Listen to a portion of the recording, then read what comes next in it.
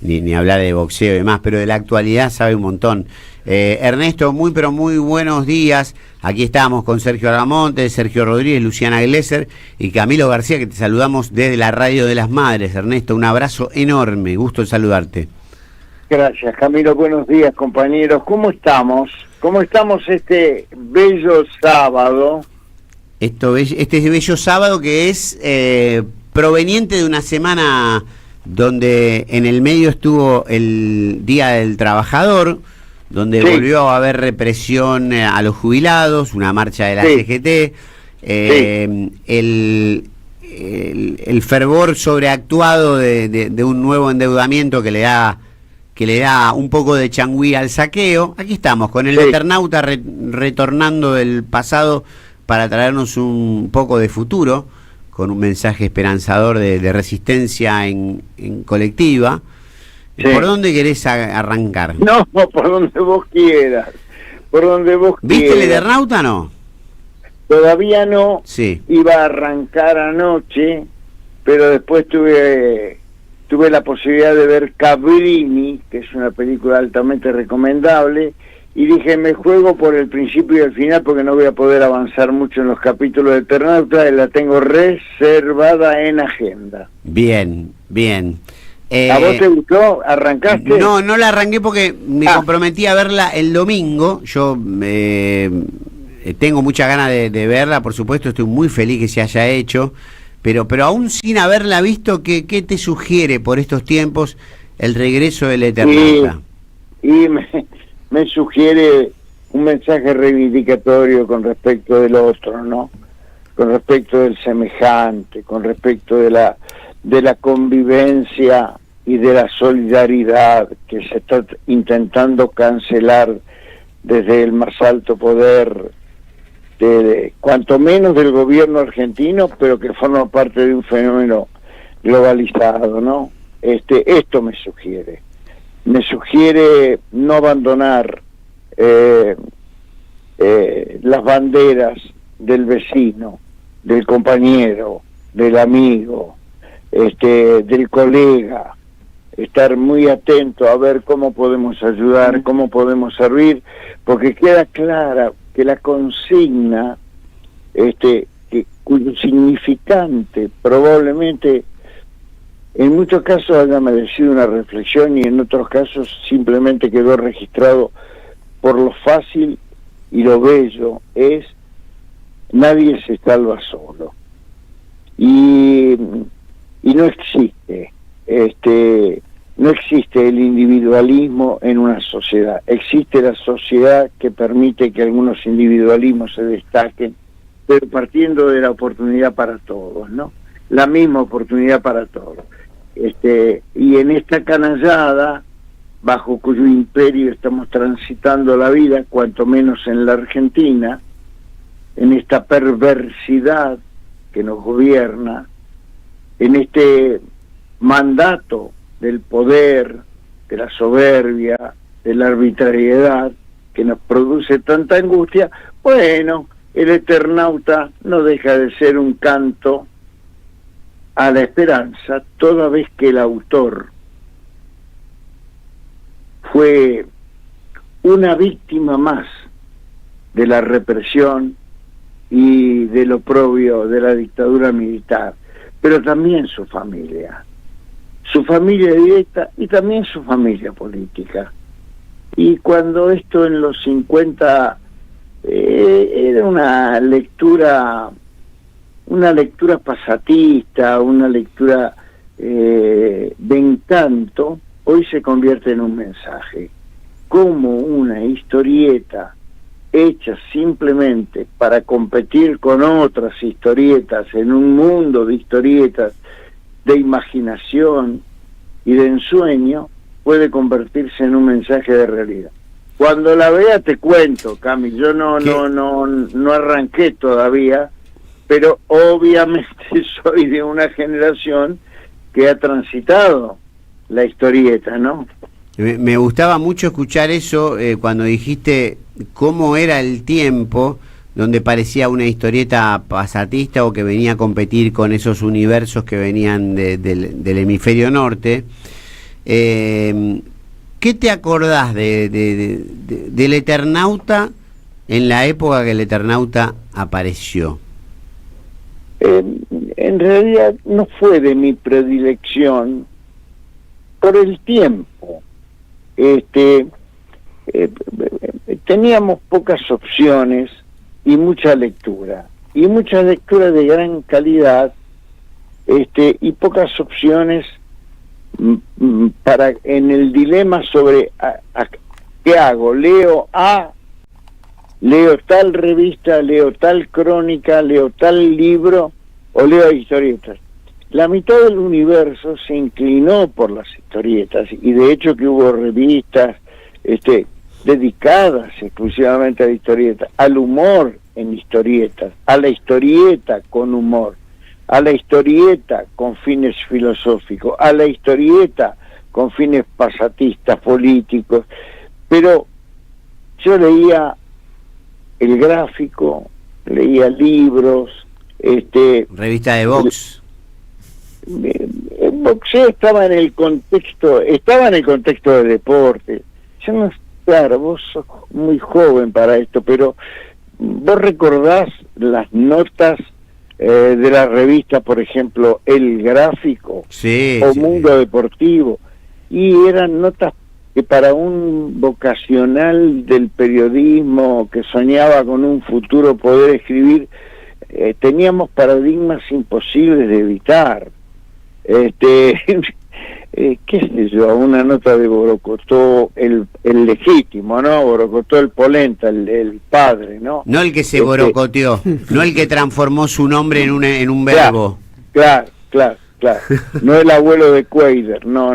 Claro, Estamos hablando de Ricardo Lorenzo Borocotó, un maestro de la prosa, Félix Daniel Frascara, de una cultura extraordinaria que trataba de traer el arte a sus crónicas de boxeo, Dante Panzeri, Salotto, Martínez Vázquez, qué sé yo, había unos maestros, Miguel Ángel Merlo, Villita. Yo estoy nombrando gente que debiéramos explicar sobre cada uno de ellos, porque nuestro universo de auditores en este momento preguntará quiénes son o quiénes fueron. Osvaldo Ardizone. Ardizone, qué lindo compañero Ardizone. Pensar que con Ardizone, que fue mi paradigma, yo intenté escribir. Quería escribir, ser como Ardizone, ¿no? Qué lindo.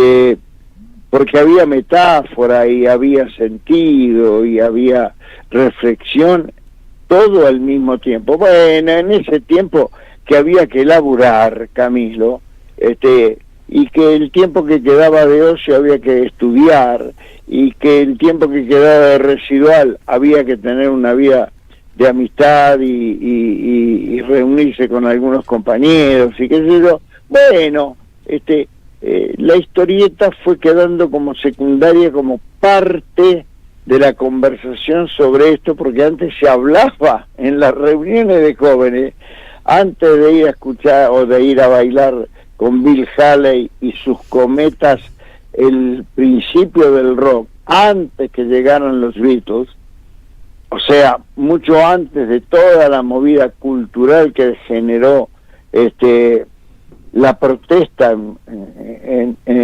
rítmica. Eddie Pequenino, ¿no? Acá Eddie Pequenino, sí, acá. Qué lindo acá recuerdo de Eddie Pequenino, como si lo hubiera... Acá, bueno, no sigas hablando porque estás declarando en tu contra con respecto de la edad. Tengo 53 en la balanza del tiempo. Acá Sergio Lavamonte te saluda, que es periodista deportivo también, y te admira, te conoce, bueno, tu paso, te va a saludar. Hola, buen día, Cherkis, un gusto saludarte. ¿Qué tal, Sergio? ¿Qué tal, Sergio? Yo estaba escuchando, yo tengo 65, soy el más grande de esta mesa. Y lo que vos decís del gráfico, uno cuando leía el gráfico, leía historias, sacando el resultado, como todas las demás revistas deportivas. Y yo una vez escuché una nota tuya, espero no estar equivocado, que vos dijiste cuando empezaste en el gráfico que vos lo que querías era escribir historias, ¿es así? Sí, no me importaba, nosotros no teníamos la nutrición y la erudición que tienen en los comentaristas de hoy, que son muy buenos. A nosotros nos importaba la historia y tratar de describirla con literatura, pero que esa historia y esa literatura puedan ser comprendidas por todos.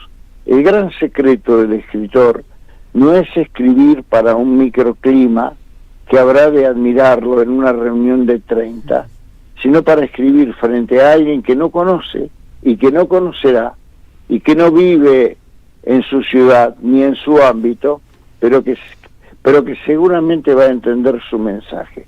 Dame una historia y te hago una crónica. No me des un hecho para que te haga una crónica. Y a mí lo que me importaba era justamente escribir historia. El boxeo me permitió escribir grandes historias, porque detrás de cada boxeador hay una historia. Que el boxeador no tiene miedo, ni vergüenza, ni prejuicios en contarla. Detrás de otras estrellas del fútbol, por ejemplo, hay historias que el jugador no las quiere contar. No son historias de épica, no hay épica. Hay épica en la lucha individual, hay épica en el triunfo individual, hay épica en un pibe marginal cagado a palos por la cana, que un día es estrella en Las Vegas y todas las celebridades del mundo sofisticado de Las Vegas, millonarios, orientales, norteamericanos, petroleros, empleados, van y lo aplauden sin saber que detrás había un pibe de reformatorio. ¿De quién estás hablando? No, de cualquiera. ¿De quién querés? ¿Querés de... Maradona? ¿Querés de... Galíndez. Galíndez un poco menos, Monzón, ¿no? Monzón. Tyson, ¿no? Hagler, ¿no? Foreman, ¿no? Cualquiera. Qué lindo. Cualquiera de ellos. Ponele el nombre que quieras, y si querés ponerle un nombre de fantasía. Esos tipos que suben al ring en Las Vegas, que ahora habrán de trasladarse a Arabia Saudita, nueva sede del deporte mundial. Por la guita que tienen para sponsorear. Es imposible. No se puede competir. Son los dueños del fútbol mundial, son los dueños de la Fórmula 1, son los dueños de la ATP, son los dueños del golf, son los dueños de las plataformas.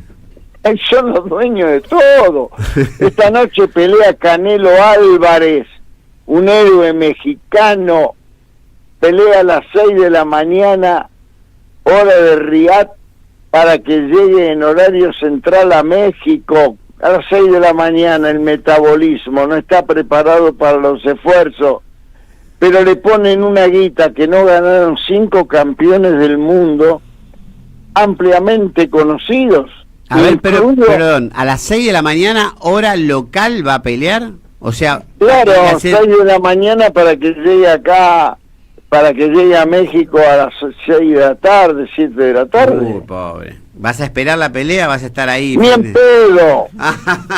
No, porque hay que pagar. Hay que pagarle a una no tenés el TV Box, no tenés el TV Box. No tengo razón. Que a la sazón también es de ellos. Sí. Y me resisto a pagar el pay-per-view de la pelea. Ya me enteraré mañana, la extraeré de YouTube y la veré en algún momento. Nos juntaremos un par de amigos para analizarla. Cada vez estamos más lejos de las cosas populares, y cada vez las estrellas populares ofrecen su arte solo para los que tienen guita, viejo, hay que pagar. Este es el principio, Camilo, ¿eh?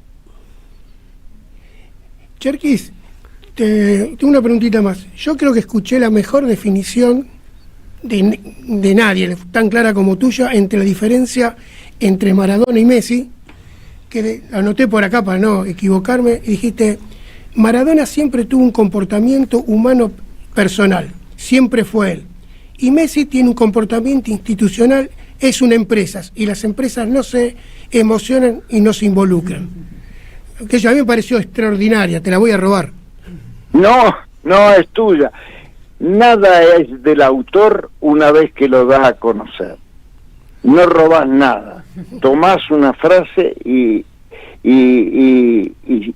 la utilizás si te sirve para redondear un concepto. Mirá, yo pienso que ahora Maradona es más necesario que cuando di esa definición o cuando hice la asimetría entre uno y otro, sin que esto implique nada en contra de Messi, porque Messi, ni vos, Sergio, ni Camilo, ni yo, ni los compañeros que están ahora en el piso, nosotros no somos responsables de la vida que tuvimos cuando empezamos a tener vida. Bueno, Messi nació de una manera, 20 años después, Diego nació de otra, y cada uno lo desarrolló como pudo, los dos llegaron al mismo lugar, pero uno se crió sin necesidades y el otro las hubo de haber superado y conoce de esas necesidades.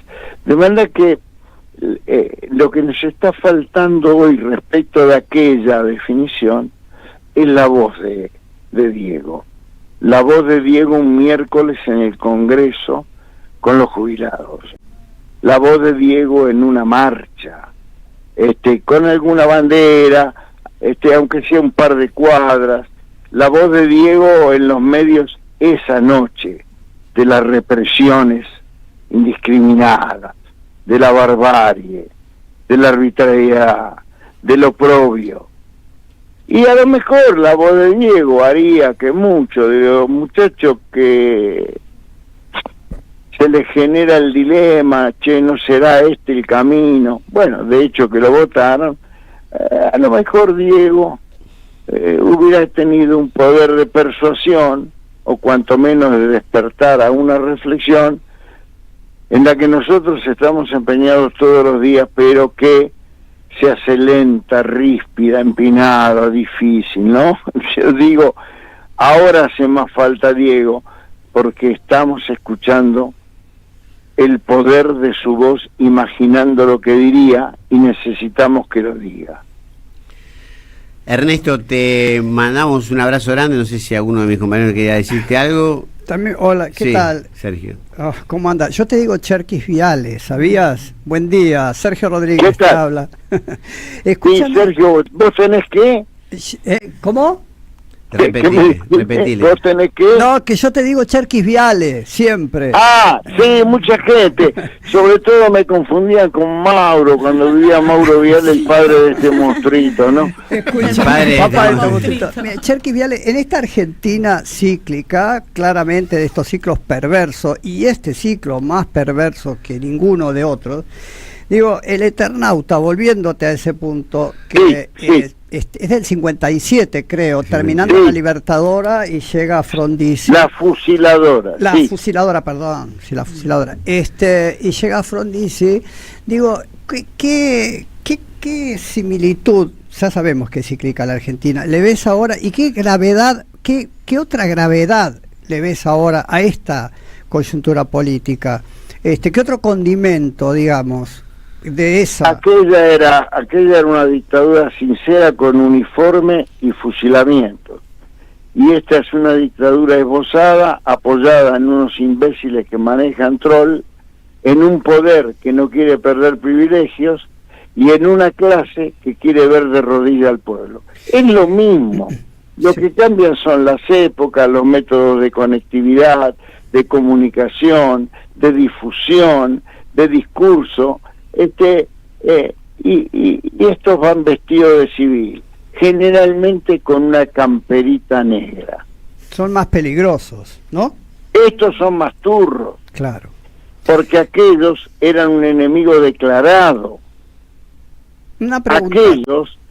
Aquellos ejercían el poder omnímodo por la fuerza, apoyados por algunas instituciones que no podemos negar que ya afortunadamente han sido superadas tras el paso del papado de Francisco, pero la Iglesia contribuyó fuertemente, el establishment contribuyó fuertemente. Ellos representaban esos intereses que tenían uniforme y a quienes apelaban cada vez que el pueblo quería reclamar algo.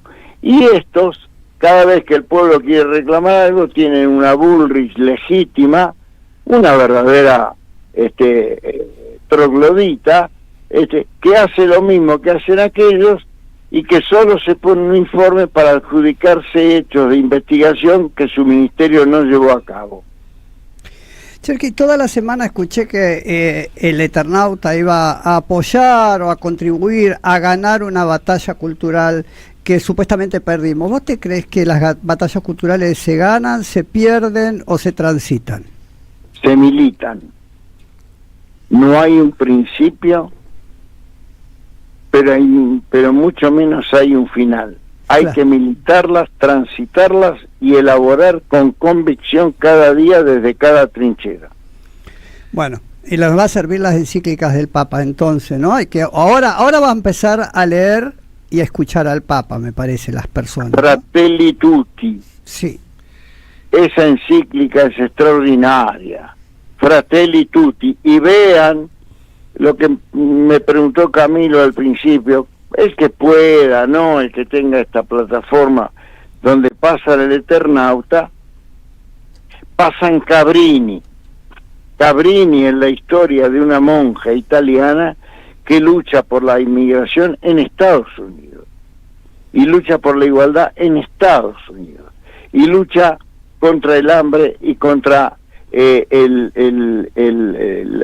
la tremenda discriminación a los inmigrantes que vuelve después de 160 años. Es una cosa extraordinaria la lucha de esta monja, que obviamente luego fue santificada, ¿no? Pero que trata sobre esta problemática, ¿no? Esto que está haciendo Donald Trump ahora en Estados Unidos, Sí. viene de finales del siglo XIX y comienzo del siglo XX. Los italianos en los Estados Unidos eran tratados como basura, marginados a lugares geográficos donde no pudiera verlos el resto de la ciudad, con los salarios que imponía el poder y sin ninguna consideración.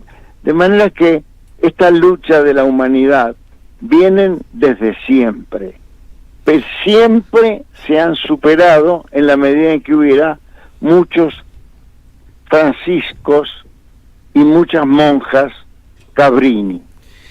Ernesto, te mandamos un abrazo enorme. Muchas gracias por este contacto. Siempre tu palabra es ilustradora, iluminadora y abridora de cabezas. Somos compañeros, transitamos esta vida y no olvidemos que lo único que nos va a salvar es la existencia del otro, la otredad. Nadie se salva solo. Un abrazo muy fuerte, Cami. Ernesto Cherkis Vialo ha pasado por Minutos Contados, ha pasado por la radio de EVE, y nosotros en este momento ya hemos